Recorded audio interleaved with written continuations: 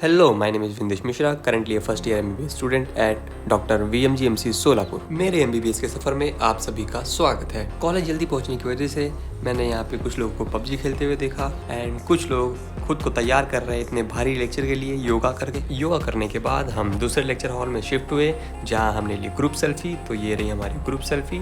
लगातार 4 भारी लेक्चर के बाद हुआ हमारा ब्रेक जिसमें हम गए लंच करने एंड ब्रेक के बाद थे हमारे प्रैक्टिकल्स। आज था हमारा हिस्टोलॉजी का प्रैक्टिकल जिसमें हमने देखा डिफरेंट टाइप्स ऑफ सेल्स जैसे कि फॉलोपियन ट्यूब के सेल्स, ट्रैकिया के सेल्स एंड लंग्स, स्किन और भी बहुत सारे डिफरेंट टाइप्स ऑफ सेल हमने माइक्रोस्कोप में ऑब्जर्व की। And yesterday we had haematology practical जिसमें हमने आरबीसी के सेल्स को माइक्रोस्कोप में ऑब्जर्व किया था एंड वो जो आरबीसी के सेल्स थे वो हमारे ही बैचमेट के थे एंड हैंड्स प्रूफ एमबीबीएस खून मांगता है। आज के लिए इतना ही, मिलते हैं नेक्स्ट ब्लॉग में, तब तक के लिए थैंक यू।